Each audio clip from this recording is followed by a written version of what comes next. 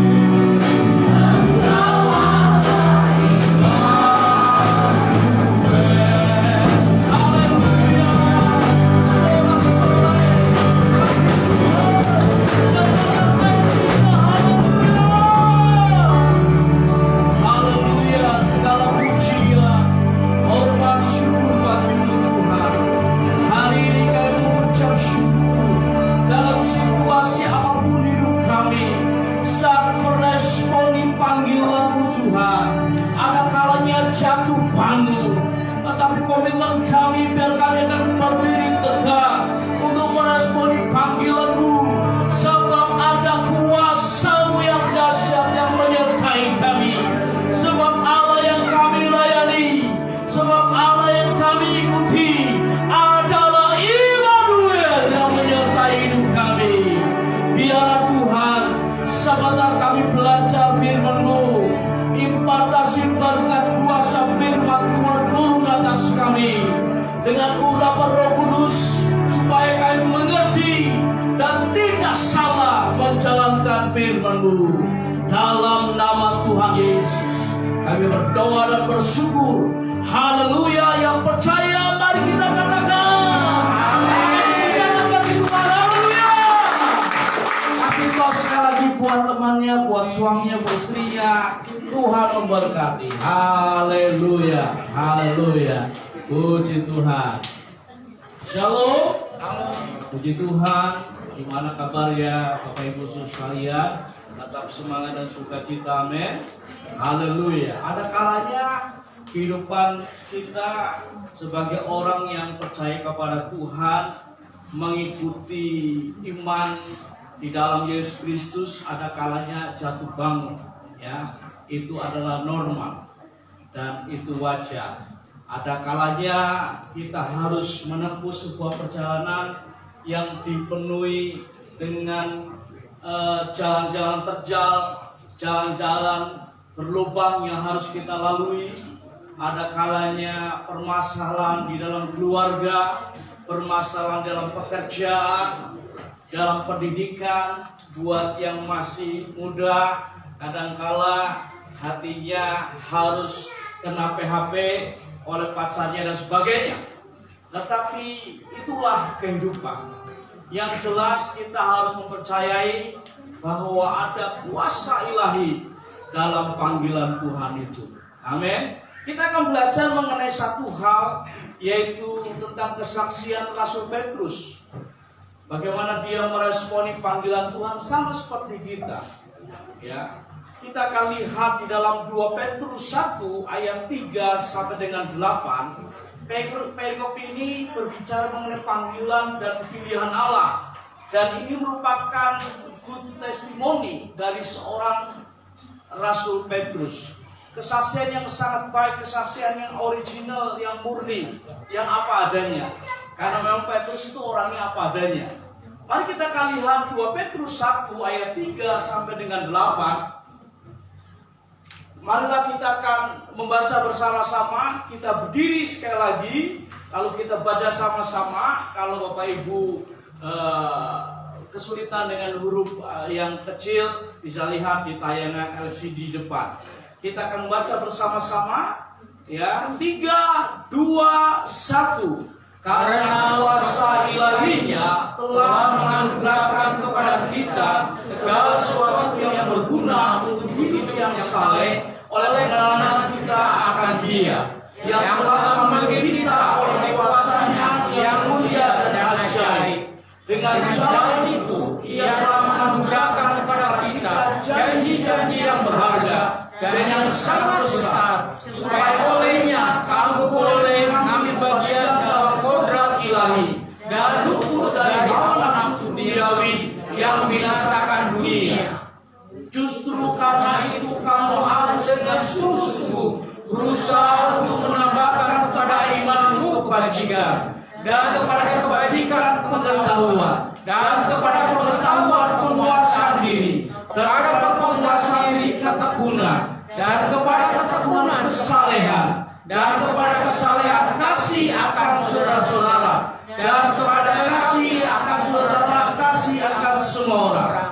Sebab apabila semuanya itu ada padamu dengan berlimpah-limpah, kamu akan dibuatnya menjadi giat dan berhasil dalam mengenal akan Yesus Kristus Tuhan kita. Terima kasih, Tuhan memberkati. Bapak Ibu Saudara kasih Tuhan, kita bisa melihat bahwa perikop ini pendek tetapi lugas dan singkat, merupakan sebuah good testimony, kesaksian yang baik dari seorang Rasul Petrus yang boleh menyaksikan apa adanya. bahwa kehidupannya jatuh bangun untuk meresponi panggilan Tuhan. Petrus seorang yang mula-mula bertemu dengan Yesus, atau Yesus menjumpainya pada waktu dia sedang melakukan pekerjaannya menangkap ikan, dan pada akhirnya Tuhan Yesus mengatakan kepadanya, hari ini juga engkau akan menjadi penjala jiwa. Jadi seorang nelayan penangkap ikan diubahkan mendapat panggilan Tuhan untuk menjadi penangkap jiwa, penjala jiwa. Kita bisa melihat selama mengikuti Tuhan, ada kalanya Petrus terlihat sangat dominan. Kalau kita mendapati dalam Matius 26 ayat 31 sampai 33, pada waktu Yesus sedang berbicara mengenai saatnya akan tiba bahwa dia akan mati, dia akan disalibkan, dan iman dari dunia ini akan tergoncang. Atau Petrus mengatakan, enggak, kalau aku enggak, katanya. Kalau aku enggak bakalan akan meninggalkan Tuhan. Kalau aku enggak bakalan akan berhenti mengikuti Tuhan. Luar biasa ya. Jadi luar biasa. Petrus ingin menonjolkan, ingin menampilkan dirinya itu lebih qualified dari yang lain. Tetapi kita bisa melihat ada masanya ia rapuh imannya dan meninggalkan Tuhan. Kalau saya bisa menyebut Petrus menyangkal Yesus, jika kita lihat dalam peristiwa waktu Yesus ditangkap dalam Markus 14 ayat 66 sampai dengan 72, ya, Petrus mengendap-endap mengikuti Yesus yang ditangkap. Lalu ada seorang wanita yang menyapu halaman dan mengatakan, bukankah engkau bro Petrus, orang Galilea itu yang mengikuti dia? Oh, bukan saya, katanya. Lalu penjaga yang satu bertanya juga kepada dia, apakah kau pengikut dia? Oh, bukan lagi. Orang lain lagi menanyakan, dan benar apa kata Tuhan bahwa dia sudah menyangkal 3 kali sampai ayam berkokok sebagai tanda. Dan kita bisa melihat bahwa kita bisa ibaratkan Petrus ini punya karakter mengungkapkan, cepat ngomong ya, cepat bicara, kurang dipikirkan dulu. Jadi bisa dikatakan pagi kacang, sore sudah ke kedelai begitu. Jadi Petrus ini pelin-pelan sebetulnya, ya. Tapi ini adalah orang yang sangat pemberani luar biasa. Dan kita bisa melihat sampai pada perjumpaan pribadi antara dia dengan Yesus sendiri yang membuat ia berubah. Akhirnya ia sadar bahwa ada kuasa ilahi, kuasa Allah ketika seorang ada dalam panggilan Tuhan yang mulia. Dan tadi kita membaca bersama-sama dalam 2 Petrus 1 ayat 3, karena kuasa ilahinya telah menganugerahkan kepada kita segala sesuatu yang berguna untuk hidup yang saleh. Oleh pengenalan kita akan Dia yang telah memanggil kita oleh kuasanya yang mulia dan ajaib. Petrus memberikan sebuah kesaksian yang apa adanya, yang murni dari hatinya yang tulus. Mengatakan, sekalipun aku pernah jatuh bangun, aku bisa mengecewakan Tuhan, tetapi aku meresponi panggilan Tuhan, sebab ada kuasa ilahinya yang telah dinyatakan merupakan anugerah bagi hidupku. Ya, sehingga dia bisa mengatakan, aku tak akan meninggalkan dia lagi. Nah, kuasa yang juga diberikan kepada setiap kita yang mau taat merespon panggilan Tuhan. Dimanapun kita berada, percayalah, kuasa Allah itu ada untuk membuat pengenalan kita akan Tuhan tidak sia-sia. Bahkan kita pun berbuah-buah dalam pekerjaan pelayanan. Saya sudah menyampaikan bahwa yang namanya panggilan Tuhan itu sangat kompleks, luas sekali.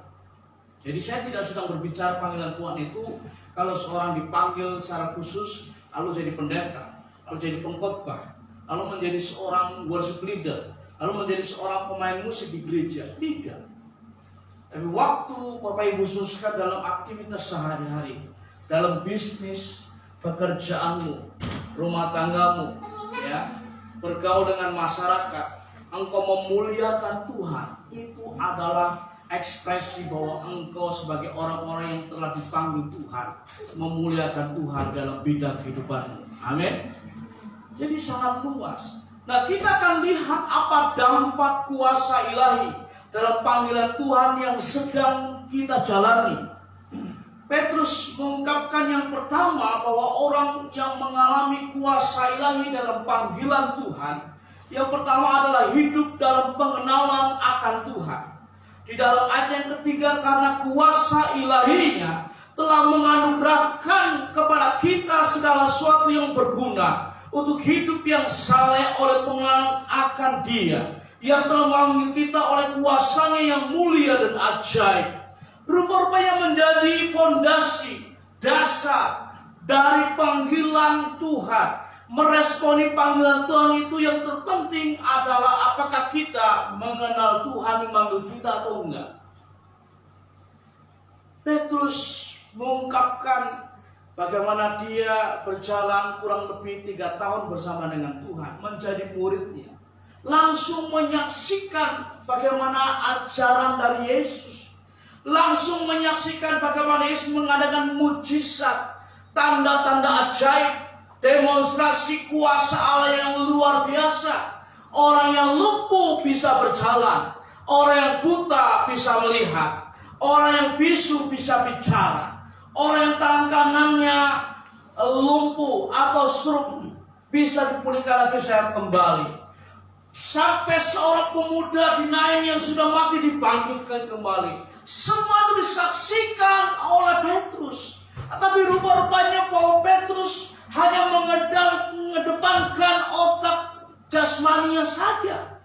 Dia tidak bisa melihat dengan baik bahwa rupa-rupanya mengenal Tuhan itu harus mengalami secara pribadi dalam kehidupannya. Ini yang terpenting buat kita. Waktu kita mengenal Tuhan itu berbicara waktu kita sedang seperti belajar matematika. 1 tambah 1 sama dengan 2. 2 kali kosong sama dengan kosong. Tidak. Tapi kita mengalami benar-benar Tuhan dalam kehidupan kita. Ya. Jadi kalau orang tidak mengenal Tuhan dengan benar, sangat mudah goyang imannya. Ya. Sekalipun kita tadi nyanyi lagu apa, tak tergoyahkan. Ya. Tapi waktu kita mengenal Tuhan dengan benar, sejati dalam pribadi kita, nyanyi lagu tadi lebih mantap sepertinya. Dan itu menjadi kesaksian di dalam pelayanan kita. Saudara yang dikasih Tuhan, kenapa ada orang yang awalnya menggebu-gebu di dalam iman Kristennya, tapi waktu masalah datang, lalu dia meninggalkan Tuhan begitu gampang? Karena dia tidak kokoh dalam pengenalannya kepada Tuhan. Ya, ini sama halnya dengan hubungan suami istri yang dibangun tidak cukup kuat untuk mengenal satu dengan yang lain. Ya, ketika masuk dalam rumah tangga, ya baru saja seminggu, piring terbang, lalu sendok terbang, ya tanpa ada bahan bakar itu, ya nggak perlu bensin, nggak perlu pertalite, nggak perlu pertamax, ya minyak tanah sebagainya, piring terbang. Kenapa? Karena nggak kenal siapa istrinya, karena nggak kenal siapa suaminya yang sebenarnya, ya. Nah, ini penting sekali di dalam kehidupan kita. Marilah saya ingin mengajak kita mengenal Tuhan kita dengan sebenarnya. Amin. Jadi jangan seperti orang buta.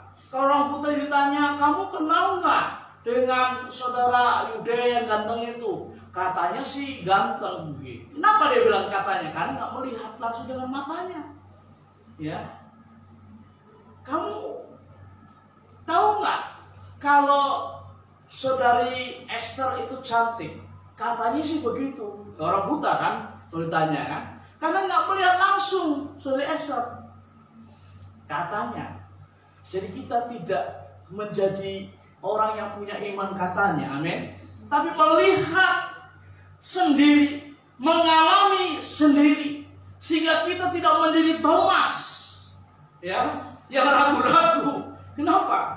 Karena imannya itu berdasarkan mata jasmaninya saja. Nah, yang kedua, dampaknya apa? Tidak hanya hidup dalam pengenalan Tuhan, yang kedua adalah hidup dalam penggenapan janji Tuhan. Dalam 2 Petrus 1 ayat 4, dengan jalan itu ia telah menganugerahkan kepada kita janji-janji yang berharga dan yang sangat besar, supaya olehnya kamu boleh mengambil bagian dalam kal ilahi dan luput dari hawa nafsu duniawi yang membinasakan dunia. Apakah Petrus mendapatkan janji dari Yesus? Dapat. Bukankah Petrus salah seorang murid yang menyaksikan langsung waktu Yesus terangkat ke sorga? Dalam Kisah Rasul 1 ayat 3 sampai ayat 11 dijelaskan demikian. Dan di dalam Matius 28 ayat 19-20, waktu Yesus terangkat ke sorga, dia memberikan amanat akunya dan janjinya apa? Aku akan menyertai engkau sampai akhir zaman, sampai kesudahan alam. Itu salah satu janjinya. Ya. Dan bagaimana Petrus? Petrus percaya mengalami namanya penggenapan janji itu.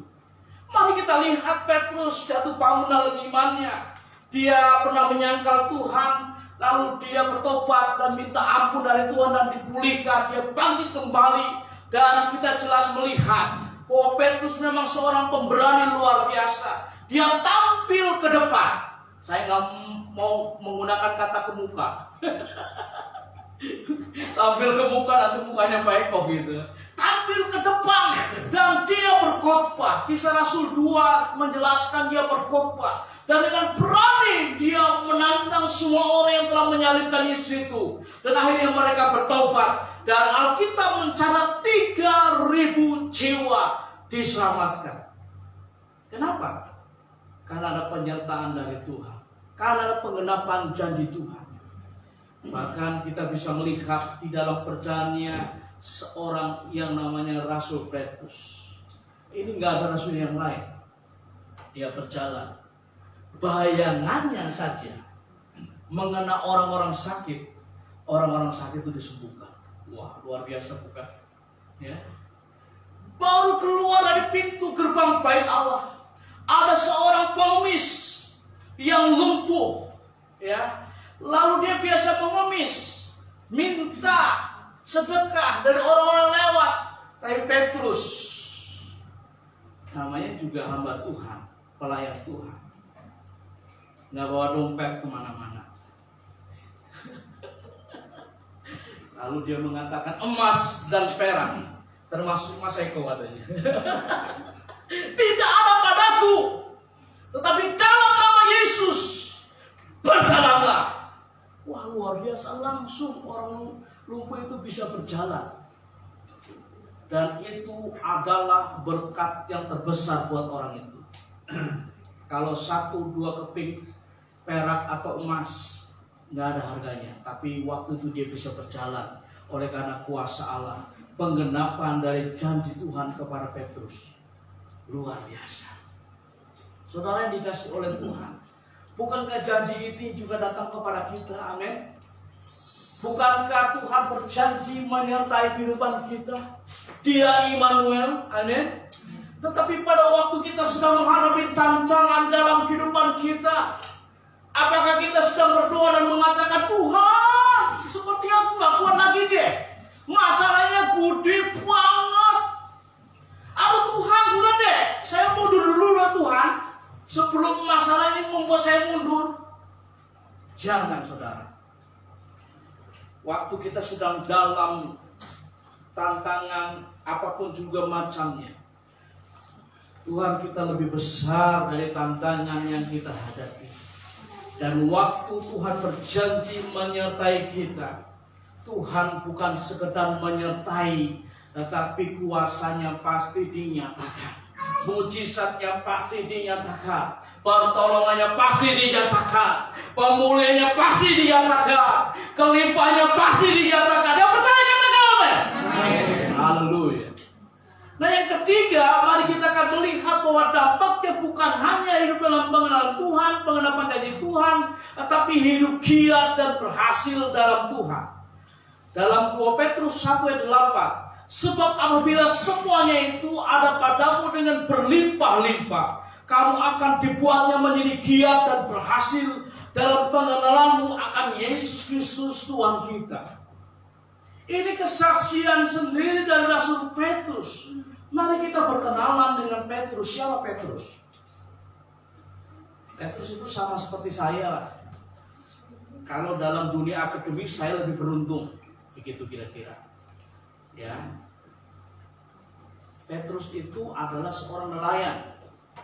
Ya, maksud saya mengatakan seperti saya karena saya berasal dari kampung nelayan. Dari kampung Cilacap, Jawa Tengah. Ya.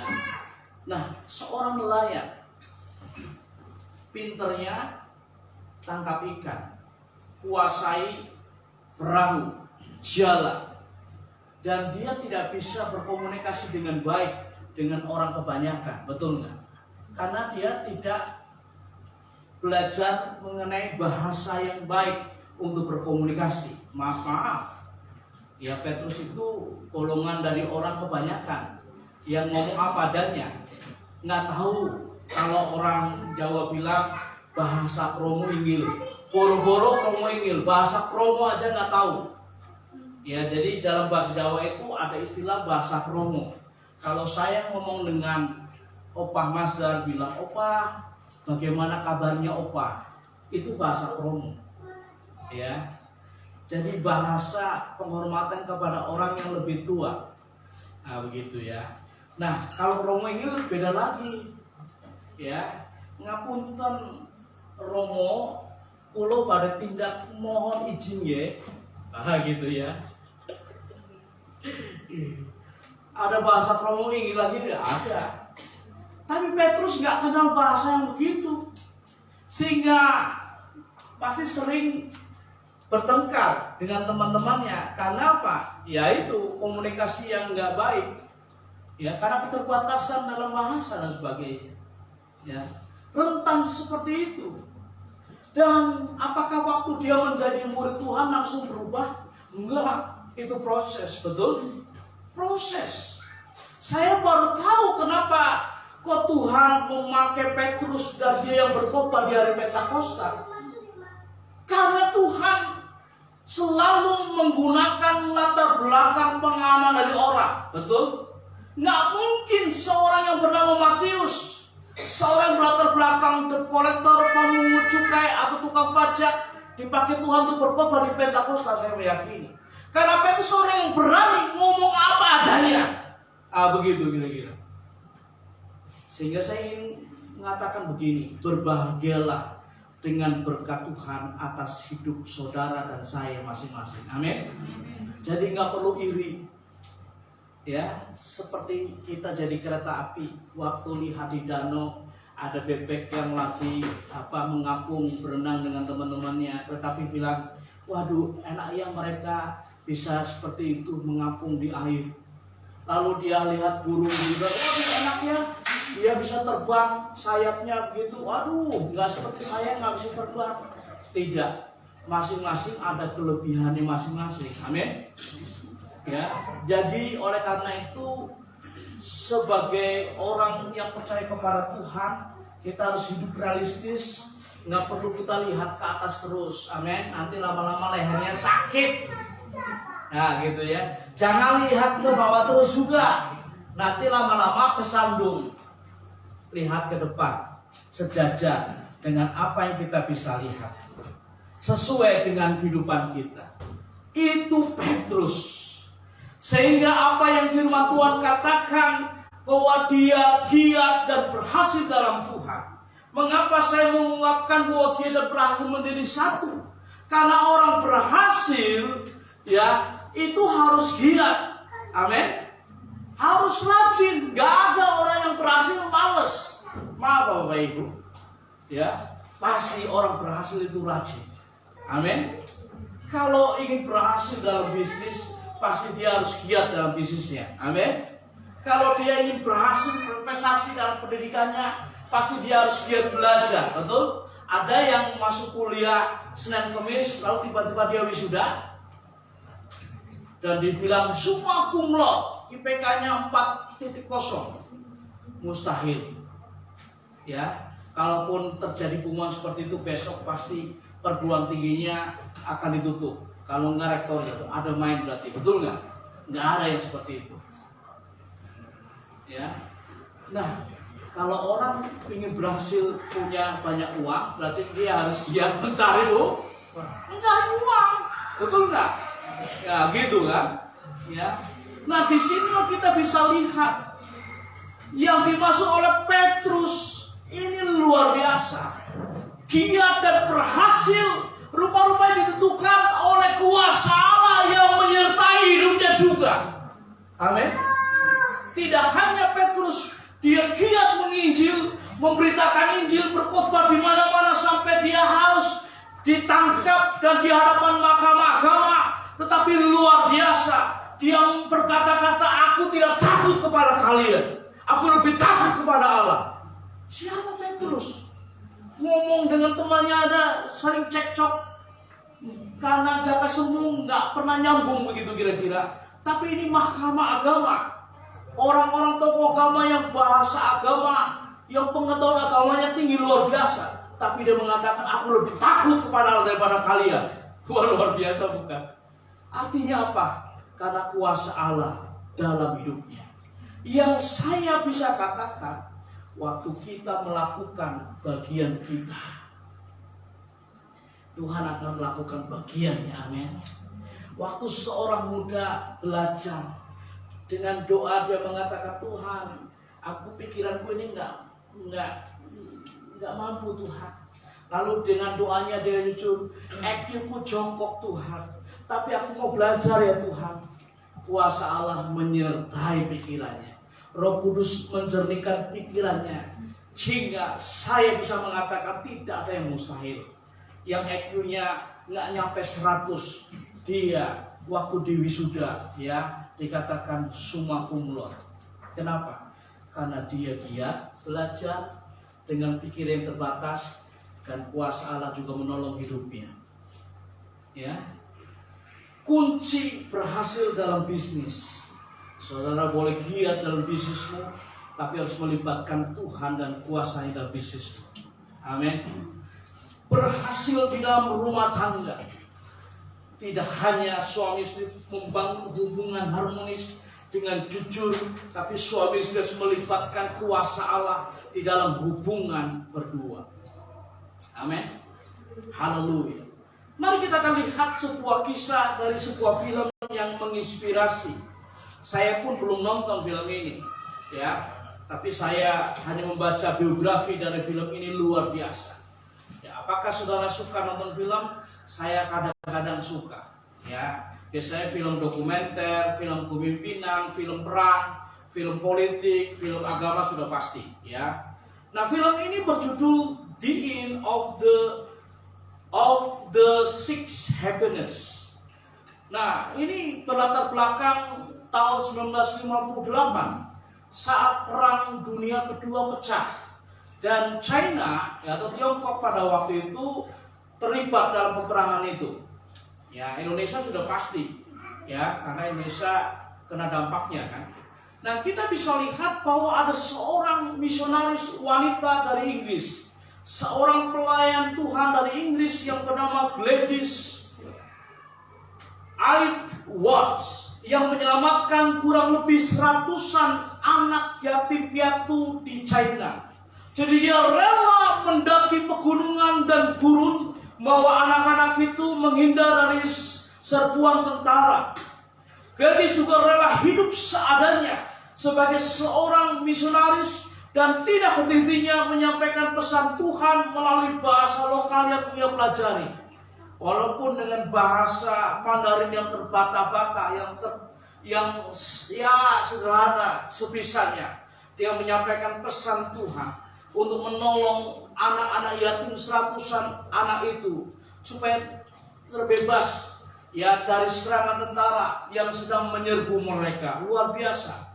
Panggilan dari Aylward ia jalani dengan penuh kuasa.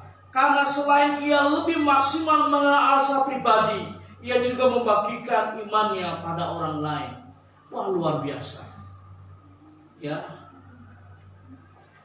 Dari film ini menginspirasi karena saya baru mendapatkan ya kisah biografi dari seorang Gladys Aylward. Ya, selama ini belum pernah membaca bagaimana kuasa Allah menyertainya. Nggak mudah loh melayani sebagai seorang misionaris di China lagi, di negara tirai bambu, betul, negara komunis, saat perang dunia kedua lagi. Tapi dengan kuasa Allah dia bisa menyelamatkan seratusan anak yatim piatu.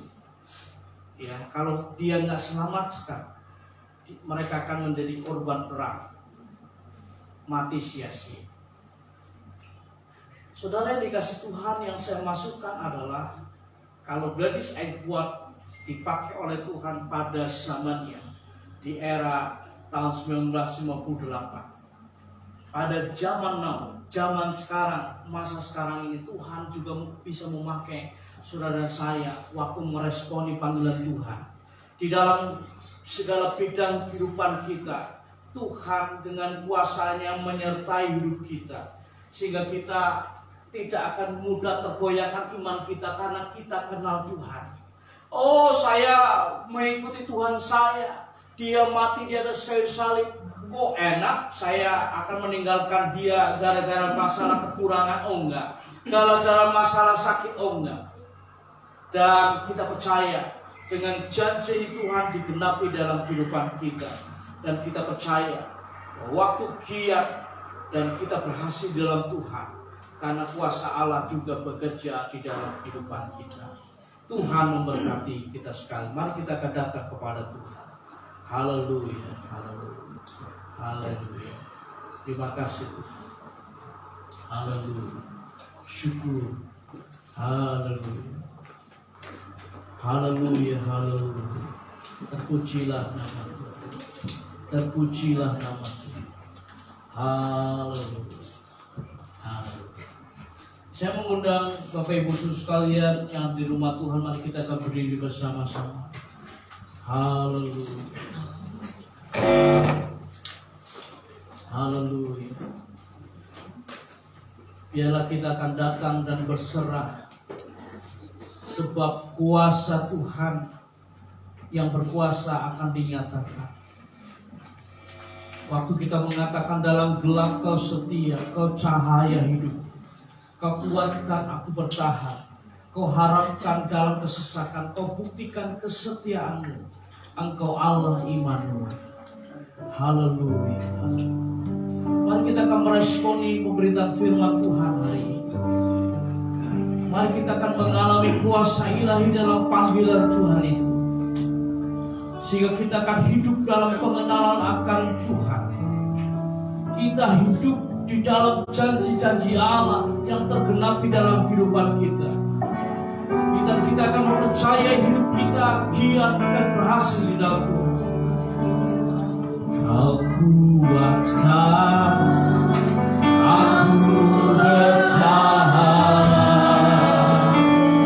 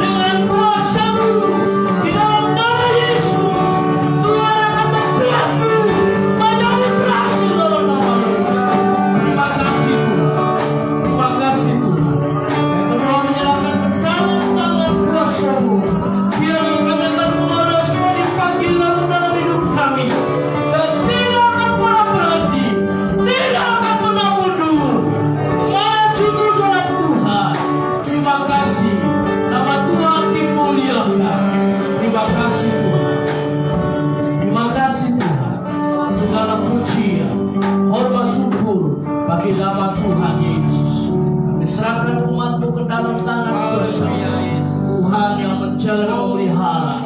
Dalam meresponi panggilan Allah, kuasailah itu ada dalam hidup mereka, sehingga kami akan terus mengenal Tuhan lebih dalam dan benar.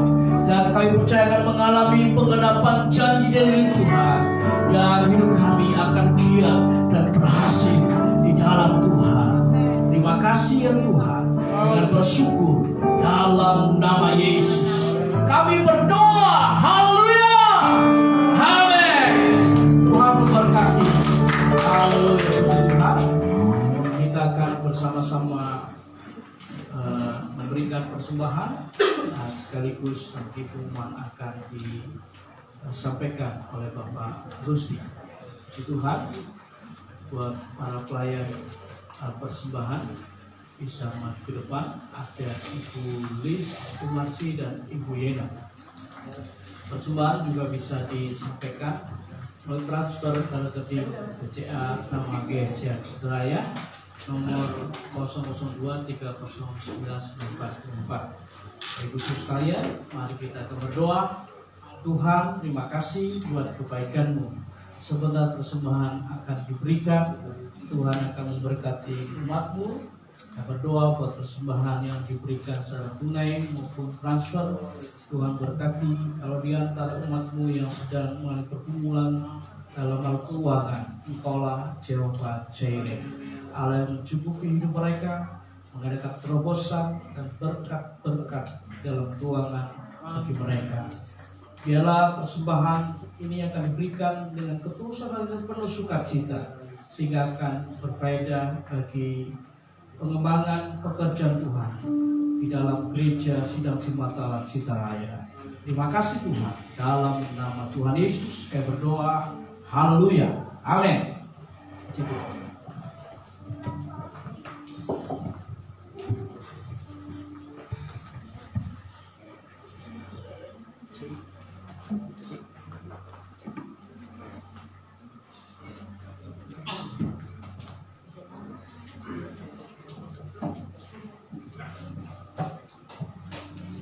Haleluya, puji nama Tuhan. Selamat datang, selamat ibadah. Tuhan Yesus berkati saudara yang sudah hadir. Amin.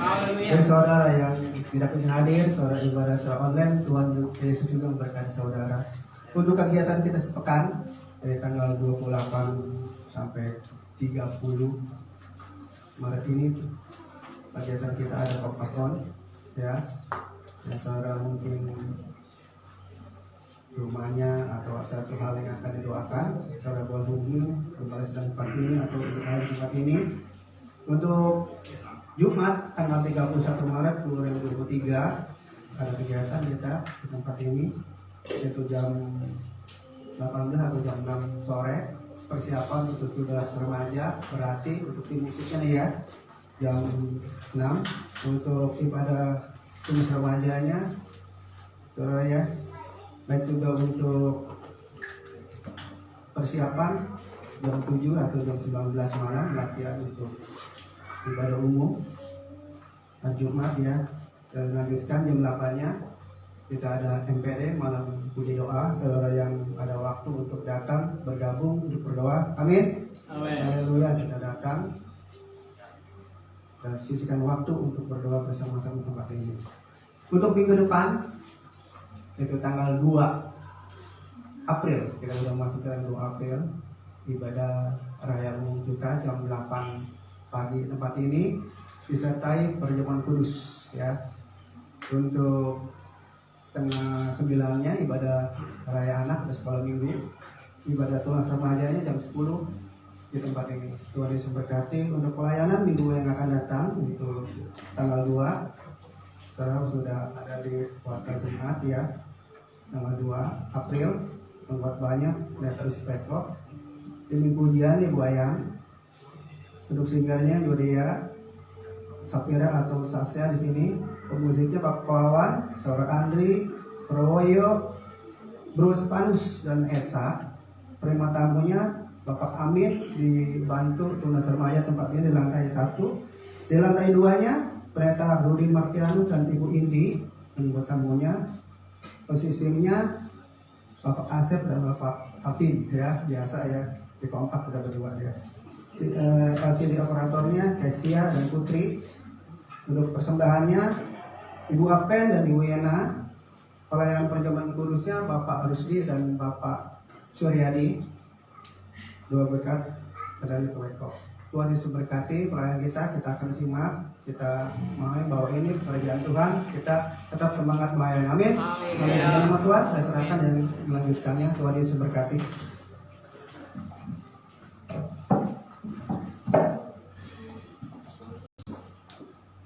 Puji Tuhan, mari kita akan berdiri bersama-sama. Kita mengakhiri ibadat kita, seraya kita mengembalikan hormat pujian bagi Tuhan. Bagi Dia segala pujian. Haleluya. Haleluya. Bagi Dia segala pujian. Orang serta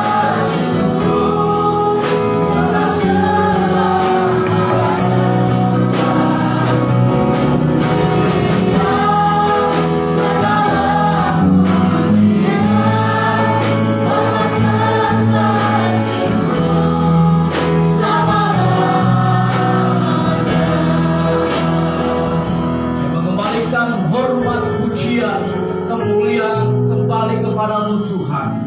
Dan kami berdoa bersama untuk Indonesia, untuk Banten, untuk Tangerang, dalam tangan kuasa-Mu Tuhan.